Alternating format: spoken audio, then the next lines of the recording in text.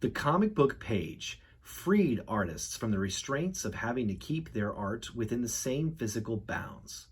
With strips, panels could be as wide or as narrow as the artist wanted, but they were constrained to the same basic height.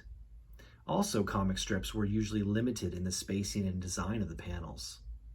Such strips often occupied unwaveringly rectangular panels within the guidelines allowed by the newspapers. Space had to be shared with other strips. None of this was true any longer with comic books, at least in theory. In a comic book, panels can be placed anywhere on the page, provided the meaning is retained. Comic book panels can be any shape, any size, and they can even be placed inside of one another. Page layout becomes a whole new facet of the comics language, an expansion of the vocabulary, if you will. More importantly, it's an element that isn't always present in the art of creating a comic strip. There are exceptions to this, of course, but overall, a whole new dynamic is present.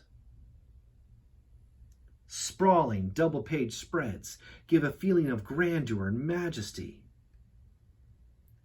while a solitary panel on a page can exude hopelessness or loneliness.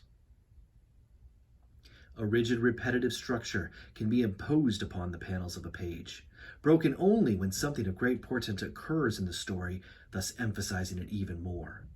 Alan Moore and Dave Gibbons use this technique in their groundbreaking graphic novel, Watchmen.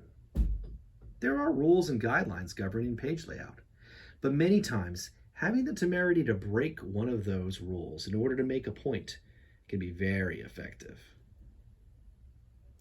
Page layout is to a comic book what cinematography is to movies, and the two have a lot in common. Comic book artists can take advantage of panel composition to convey a variety of effects and moods. The panel shape itself also becomes an important device in the comic book.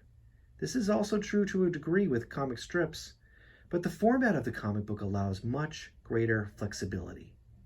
The panel can be used in many ways: to simply frame an event, to convey emotion, to serve a narrative device, to signify a change in setting, such as a flashback, and visually anything else a resourceful artist can imagine.